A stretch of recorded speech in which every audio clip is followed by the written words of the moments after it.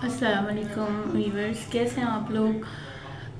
Market में बहुत से रंग बिरंगे सन ब्लॉक्स, रंग बिरंगी फेस वॉश, मेकअप की बहुत वैरायटी है। अगर आप मार्केट जाएं तो आप परेशान हो जाते हैं कि अल्लाह हम क्या चीज़ लें। फ़ेस वॉश इस्तेमाल करना हो तो, क्योंकि फ़ेस वॉश वो चीज़ है जो डेली आपके इस्तेमाल में आती है। और अगर कोई अच्छा फ़ेस वॉश किस्मत से आपको मिल भी जाता है तो वो इतना एक्सपेंसिव होता है कि वो आपको लेना मुहाल हो जाता है कि अब आप उसको अफोर्ड कैसे करेंगे। क्योंकि ये तो तू चल तुम्हें आया वाली हिसाब हो जाता है कि महीना ऐसे गुजरता है और चीज़ आपकी ऐसे ख़त्म होती है, ऐसे खर्च होती है कि पता भी नहीं चलता कि दोबारा से आपको बाय करनी पड़ती है। तो आज मैं आपको एक ऑनेस्ट सा रिव्यू देने जा रही हूँ, जो कि एक बहुत ही ज़बरदस्त किस्म का फ़ेस वॉश है और आपकी लाइफ में यानी टोटल एक ट्विस्ट, एक चेंज आ जाएगा इसको इस्तेमाल करने से। आपने देखा होगा कि बहुत से फेस वॉश ऐसे होते हैं जो बड़े आपको रंग बिरंगे मार्केट में अट्रैक्ट कर रहे होते हैं, आपकी अट्रैक्शन जो है वो ले रहे होते हैं। तो आपको समझ में नहीं आता कि आप इनमें से कौन सा फेस वॉश आपकी स्किन के लिए है। तो चलिए मैं आज आपको एक ऑनेस्ट सा रिव्यू इसी बारे में दूंगी कि अगर आप लेने जा रहे हैं फेस वॉश तो लॉरेल प्रोडक्ट का ये फेस वॉश जो मेरे पास है मैं आपको दिखाती हूँ। ये है L'Oreal Revitalift Paris, L'Oreal Paris का रवीटा लिफ्ट क्लिनजिंग फोम है ये। और ये ग्लिसरीन भी इसमें ऐड होती है, तो ये आपकी स्किन को ड्राइनेस से बचाता है। जिन लोगों की स्किन बहुत ज़्यादा ड्राई होती है, उनको प्रॉब्लम्स होते हैं, यू नो दैट कि ड्राई स्किन पे रिंकल्स भी जल्दी बनते हैं, ये एंटी एजिंग का काम भी करता है और बेहतरीन रिजल्ट्स हैं। ड्राई होने की वजह से आपकी एजिंग जल्दी स्टार्ट हो जाती है, क्योंकि ड्राई स्किन में लाइंस पड़ना स्टार्ट हो जाती हैं, छोटी छोटी फाइन लाइंस जो होती हैं जिनका कोई हल भी नहीं होता अगर वो बहुत ज़्यादा डार्क होना स्टार्ट हो जाए, बहुत ज़्यादा हार्ड हो जाती हैं वो जब, तो फिर उनको एक्स्ट्रा सर्जरीज और इन चीज़ों की तरफ जाना पड़ता है। तो मेरे ख्याल में ये बहुत बेस्ट है। जो लोग एजिंग की तरफ जा रहे हैं, इसका इस्तेमाल आपको 20 साल की एज के बाद स्टार्ट कर देना चाहिए, क्योंकि 20 साल के बाद एजिंग के जो होते हैं कुछ चीज़ें जो होती हैं वो स्टार्ट हो जाती हैं आपकी स्किन में बननी। आप अगर अपनी अच्छी केयर नहीं करते हैं, अपनी स्किन की अच्छे से देखभाल नहीं करते, तो एजिंग आपको 25 ईयर्स के बाद भी आना स्टार्ट हो सकती है। तो मेजर जो फैक्टर होता है स्किन एजिंग का वो होती है आपकी स्किन का ड्राई होना। ये आपकी इस प्रॉब्लम को तो बिल्कुल ही टोटली हल कर देगा। अगर आप सुबह उठते हैं और इसके साथ आप फेस वॉश करते हैं, अगर आप रात को मेकअप रिमूव करना भूल जाते हैं, जैसा कि मैं अक्सर किसी नाइट अगर कोई फंक्शन होता है, कोई इवेंट होता है, मैं उसमें अगर मेकअप करके जाती हूँ तो मैं सुबह मुझे कई दफ़ा मैं बहुत थकी हुई होती हूँ, गो कि ये बैड हैबिट है, मेकअप रिमूव करना ज़रूरी होता है।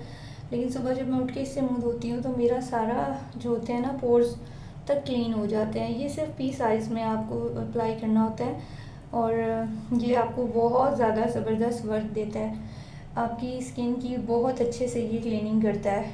और इसके अलावा मेरे पास है ये न्यूट्रोजीना का fresh and clear.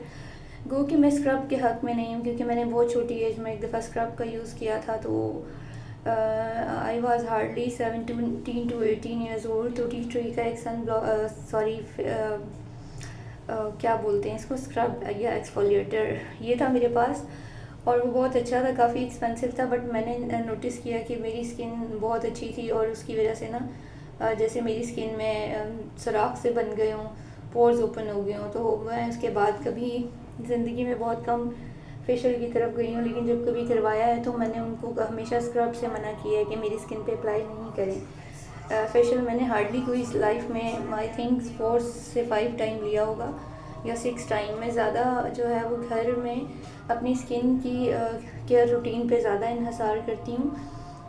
Ji cleansing milk मेरा फिनिश हो गया था, वो भी रवीटा लिफ्ट वालों का था, वो आना बंद हो गया। उसकी जगह अभी 1-2 और आ रहे हैं जिनमें से मैंने एक और अप्लाई किया, वो अच्छा है, लेकिन वो मेरा फिनिश हो गया। तो मैं ज़रा डिफरेंट प्रोडक्ट्स को चेक करती रहती हूँ। तो मैंने कहा चले मैं ये वहाँ पे जो एक गर्ल थी, सेल गर्ल, तो उसने मुझे ये रिकमेंड किया था, तो मैंने उसके कहने पे ले लिया। कॉस्मेट का ये इटली का बना हुआ है, लेकिन बिल्कुल बकवास है, ये आप मत लीजिएगा। कॉस्मेट की ये प्रोडक्ट मेरे पास है, ये क्लिनजिंग मिल्क है, बिल्कुल भी अच्छा नहीं है। जबकि लॉरेल के जितने क्लिनजिंग मिल्क मैंने इस्तेमाल किए मैंने अच्छा रिज़ल्ट पाया। और ये आपकी स्किन को बहुत ही अच्छा रखता है। आप सुबह उठते हैं जब फेस को वॉश करते हैं तो ये आपकी स्किन को फ्रेश कर देगा और आपकी स्किन को ड्राइनेस तो बिल्कुल भी नहीं देगा। जी, तो मैं बात कर रही थी फ़ेस वॉश से मुतल्लिक, तो आप ज़रूर ट्राई कीजिएगा। आपको आई होप कि आपकी जो स्किन के बहुत सारे प्रॉब्लम्स हैं, जिनकी फ़ेस की स्किन बहुत ज़्यादा ड्राई होती है या कम्बिनेशन होती है, उसके लिए ये भी बहुत अच्छे से वर्क करता है। इसके मैंने सारे वेरिएंट यूज़ किए हुए हैं, बहुत नाइस हैं। ये एक और मैं आपको दिखा रही थी कि लॉरेल का एक रेविटा लिफ्ट का रेड कलर का, जैसी मैंने आपको फ़ेस वॉश दिखाया, इसके साथ का एक क्लिनजिंग मिल्क आता था, वो बहुत ही आला था, लेकिन वो आना स्टॉप हो गया। मैंने बहुत वेट किया कि वो जब आएगा तो मैं उसको बाय करूँगी। उसके क्लिनजिंग मिल्क में ये उनके पास आया था, ये मेरा फ़िनिश हो चुका है, ऑलमोस्ट सारी बॉटल फ़िनिश हो चुकी है। ये भी अच्छा है, रेविटा लिफ्ट जितना तो अच्छा नहीं है जितना रेविटा लिफ्ट का क्लिनजिंग मिल्क जो मैंने बाय किया था काफ़ी साल पहले, वो आना बंद हो गया था, वो बहुत ज़्यादा अच्छा था, वो अब नहीं आता। उसके बाद ये आना स्टार्ट हुआ था, ये मुझे उस जैसा तो नहीं लगा, लेकिन ये जो मैंने अभी आपको कॉस्मेट का दिखाया है क्लिनजिंग मिल्क, ये उससे बहुत बेटर वर्क करता है, ये बहुत अच्छा है उससे। लेकिन अब जो है इसको भी डिसकंटिन्यू करके अभी इन्हीं का एक और वेरिएंट आया हुआ है, वो मैं ट्राई करूँगी तो फिर मैं आपको उसका फ़ीडबैक दूँगी कि वो कैसा है। एक नया वेरिएंट आया हुआ है, वो एंटी एजिंग में है और मुझे वो अट्रैक्ट कर रहा है, लेकिन मैंने उसको भी बाय नहीं किया। मैंने उसको भी ना अप्लाई किया है, ना बाय किया है, और ना मुझे पता है कि वो किस तरह का उसका रिज़ल्ट होगा।